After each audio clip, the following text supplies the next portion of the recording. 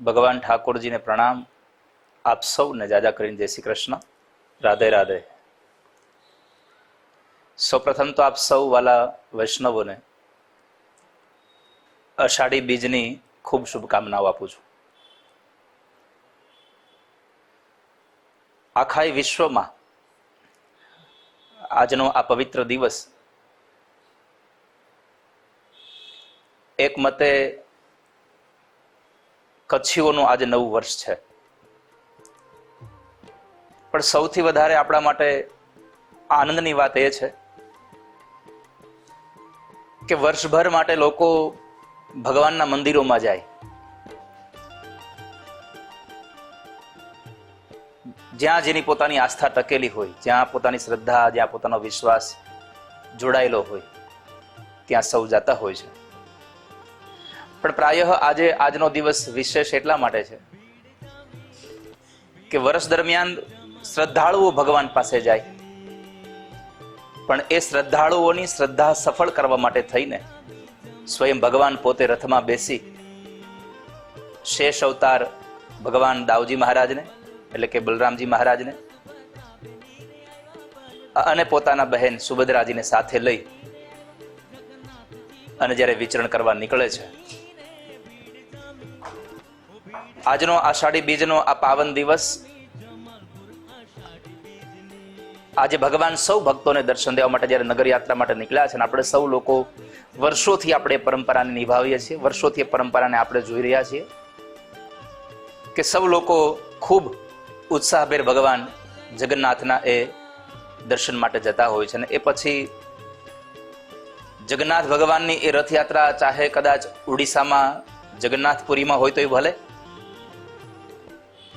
અને કદાચ આપણા ગુજરાતના એ અમદાવાદમાં જગન્નાથ ભગવાનના મંદિરથી હોય તો ભલે, પણ સૌ લોકો ખૂબ ઉત્સાહથી એમાં જોડાતા હોય છે અને પોતાનો એ પુરુષાર્થ, પોતાની શ્રદ્ધા જ્યારે એ ભગવાનના એ રથને ખેંચવા માટે થઈને એમાં ઉપયોગ કરે છે, ત્યારે એની અંદરની શ્રદ્ધાઓ વધારે ઉભરતી આવે છે.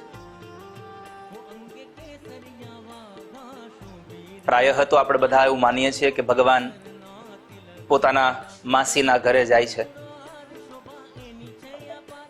અમદાવાદમાં તો આપણે અહીંયા મોસાળું પણ નિર્માણ થાય છે.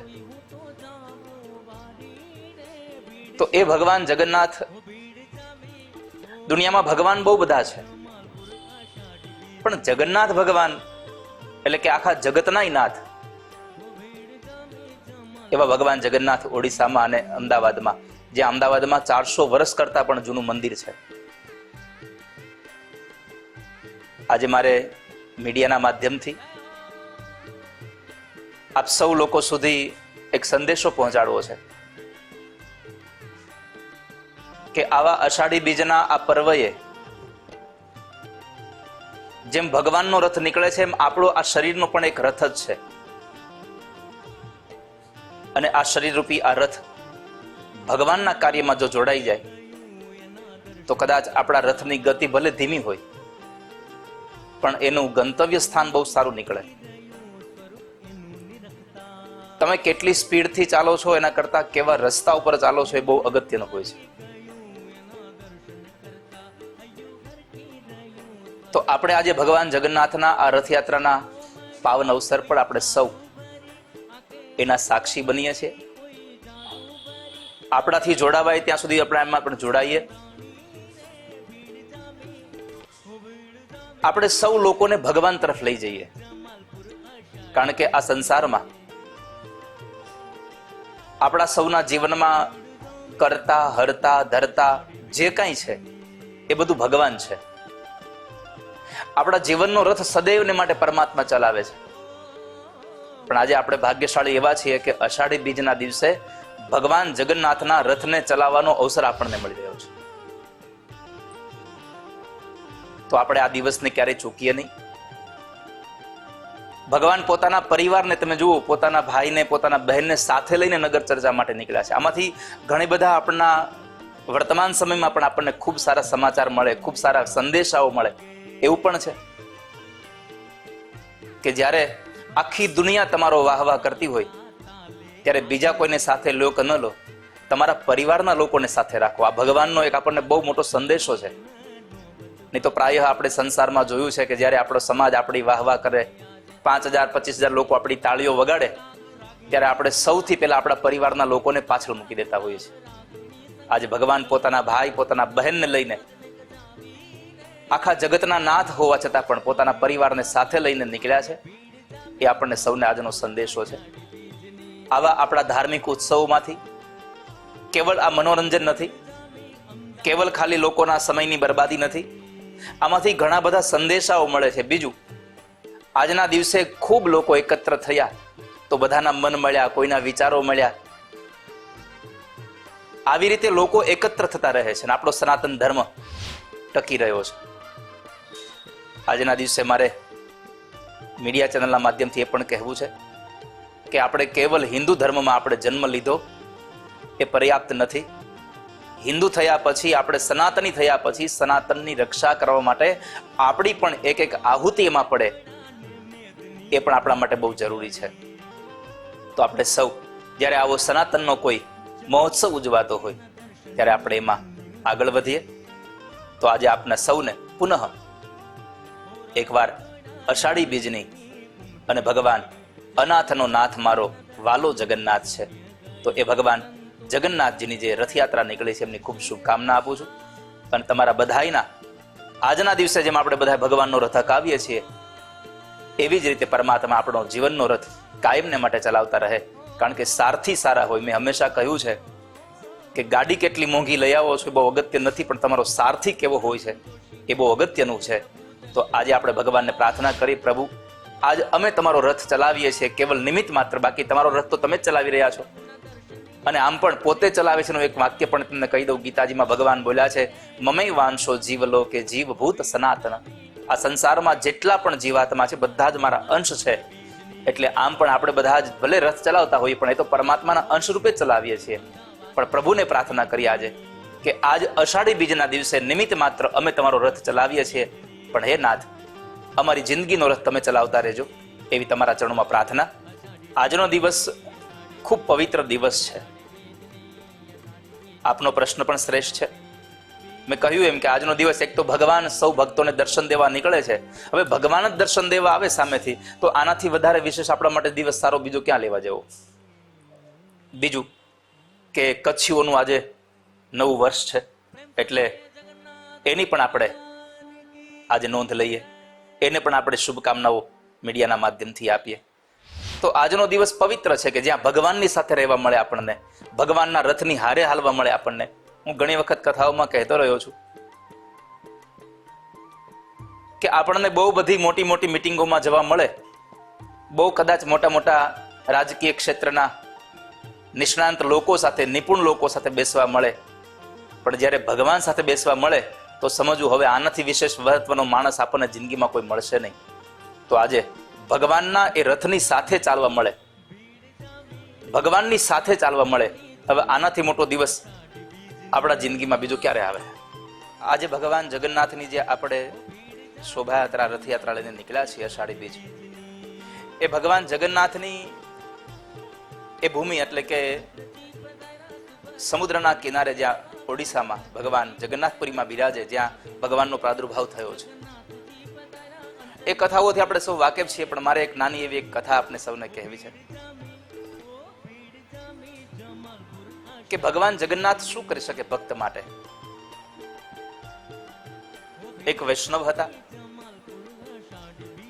ભગવાન જગન્નાથની પૂજા સેવા કરે, પણ એ અંતરથી એ માં જગદંબાની એ ઉપાસના કરનારા હતા.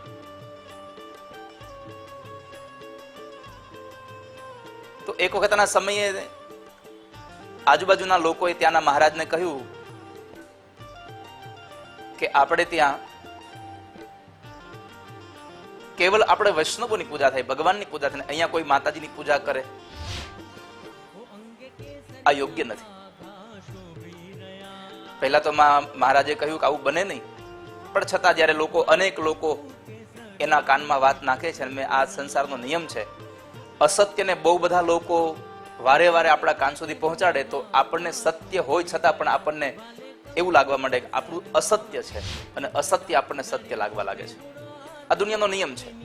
જેટલો વધારે પ્રચાર થાય એટલું અસત્ય પણ સત્ય બની જતું હોય છે, વાસ્તવિકમાં હોતું નથી. એટલે પછી મહારાજે ત્યાં આવે છે અને આ વૈષ્ણવ, આ મેં કોઈ મહાપુરુષોના મુખેથી સાંભળેલી કથા છે. તો એ વૈષ્ણવ મંદિરની અંદર પોતાના રૂમની અંદર માતાજીની પૂજા કરે. હવે જો ત્યાં માતાજીની પૂજા થતી હોય તો આને દંડ મળે. અને ખબર પડી કે મહારાજ આવ્યા છે. મહારાજે કહ્યું કે મેં સાંભળ્યું છે કે તમે માતાજીની પૂજા કરો છો. ખરેખર હતું માતાજીનું સ્વરૂપ જ. અને ત્યારે ભક્તે કહ્યું કે હું માતાજીની પૂજા નથી કરતો, હું તો વૈષ્ણવ જ છું. તો કે મારે જોવું છે. સંતો એમ કહે છે, મહાપુરુષો કહે છે કે જ્યારે મહારાજ એ માતાજીની મૂર્તિ જોવા માટે અંદર ગયા કે આ કોની પૂજા કરે છે, માતાજીની મૂર્તિની પૂજા કરતા હતા છતાં પણ ભક્તની લાજ રાખવા માટે ત્યારે ભગવાન જગન્નાથની મૂર્તિના દર્શન એને થયા છે. મારે આ કથા સાથે એટલું કહેવું છે કે તમારી શ્રદ્ધા, તમારો ભરોસો, તમારો વિશ્વાસ જો ત્યાં ટકેલો હોય તો આ દુનિયાનો કોઈ પણ માણસ તમારો ભરોસો તોડે, પણ હું ભરોસા સાથે કહું છું, ઠાકોરજી તમારો ભરોસો ક્યારેય નહીં તોડે, ઈશ્વર તમારો ભરોસો નહીં તોડે. એટલે આપણા સંપ્રદાયોમાં ગવાયું છે, દ્રઢ ચરણન કેરો ભરોસો. આપણને પરમાત્મામાં દ્રઢ ભરોસો રહે. પણ બન્યું છે એવું, ભરોસો આપણને આપણી જાત ઉપર છે અને અવિશ્વાસ આપણને ઠાકોરજીમાં છે. આપણે ઊંધી દિશામાં ચાલ્યા છે. કેવળ ભરોસો પરમાત્માનો રાખો કે જેથી કરી અને જીવનમાં ક્યારેય દુઃખી ન થવું પડે. અને હું ત્યાં સુધી કહીશ કે કદાચ ભગવાનમાં રાખેલો ભરોસો તમને ન ગમતું હોય એવું પરિણામ આપે, છતાં પણ તમે માનજો કે આમાં મારું હિત થઈ રહ્યું છે. કારણ આ સંસારમાં પરમાત્મા ક્યારેય કોઈનું અહિત કરતા નથી. પરમાત્મા સૌનું એને કેન પ્રકારે હિત કરનારા છે. માટે આપ સૌ આવા અષાઢી બીજના પાવન દિવસોમાંથી આવી આપણને સૌને સંદેશાઓ મળે અને એ સંદેશાઓ થકી આપણા બધાનું જીવન ભગવાનમય થાય અને ભગવાન આપણા સૌનું મંગલ કરે. પરમાત્મા પોતે સામે ચાલીને આવે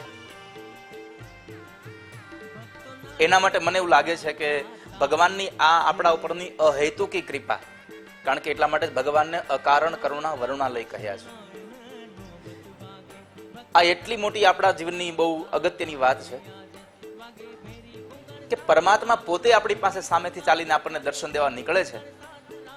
મને એવું લાગે છે કે આ વાતને આપણે શબ્દોથી, આ વાતને કોઈ વસ્તુ સાથે આપણે આની તુલના કરી અને આપણે જે ભગવાનની મહત્તા છે એને કદાચ આપણે તોડી ન શકીએ. પણ એટલું ચોક્કસ કહીશ કે આજના આ પવિત્ર દિવસે શાસ્ત્રનું એક વાક્ય છે, અન્ય ક્ષેત્રે કૃતમ પાપમ તીર્થ ક્ષેત્રે વિનશ્યતિ. અનેક જગ્યાએ તમારું કરેલું ખોટું કામ અને એનું જે તમને પાપ લાગ્યું છે એ તીર્થમાં જાઓ તો એ તીર્થમાં જવાથી પાપ ધોવાઈ જાય છે. મને એવું લાગે છે કે જ્યારે ભગવાનની યાત્રા નીકળતી હશે, પરમાત્માની રથયાત્રા નીકળતી હશે, ત્યારે જેટલી જગ્યાએથી ભગવાનનો રથ નીકળે એ બધો જ સમય, એ બધી જ જગ્યા એ તીર્થ બનતી હશે અને એ તીર્થમાં રહી અને આ સંસારના જેટલા લોકો ચાલતા હશે એ બધાના પાપ ધોવાતા હશે. શાસ્ત્રમાં અને સંતોના મુખે વાંચ્યું છે, સાંભળ્યું છે મેં કે સંતોની સાથે ચાલવાથી પણ ઘણા બધા પ્રકારના પાપો બળી જાય છે. જો સંતોની સાથે ચાલવાથી પાપ બળી જતા હોય તો આજે ભગવાનનો રથ નીકળે ને એની સાથે આપણે ચાલીએ, અથવા તો જ્યાંથી ભગવાન ચાલ્યા છે ત્યાંથી આપણે ચાલીએ તો આપણા પાપ કેમ ન બળે. એટલે આજનો દિવસ મારી સમજણ પ્રમાણે બહુ જ અનેરો દિવસ છે. ભગવાન અહેતુકી કૃપા કરવા માટે નીકળ્યા છે. આમાં પરમાત્માને આપણી પાસેથી કશું જ પ્રાપ્ત કરવું નથી, બસ આપણને પરમાત્મા આનંદનો એ સમય આપવા માટે, આનંદથી ભરી દેવા માટે. કારણ કે પરમાત્મા પોતે આનંદમય છે, આનંદ સ્વરૂપ છે. એટલે આજનો દિવસ આપણા સૌ માટે બહુ પવિત્ર છે અને આ દિવસમાં જેટલું બને તેટલું સત્કર્મ, જેટલું બને તેટલું ભગવાનનું નામ સ્મરણ કરીએ તો આપણને સૌને આપણાથી કોઈ જાણતા અજાણતા કોઈ પણ પ્રકારના પાપ થયા છે એમાંથી આજના દિવસે મુક્તિ મળે એવું મારું પોતાનું માનવું છે. અને આપ સૌને ટીવી ચેનલના માધ્યમથી પુનઃ અષાઢી બીજની અને આ રથયાત્રાની, શોભાયાત્રાની આપ સૌને શુભકામનાઓ સાથે જય જગન્નાથ.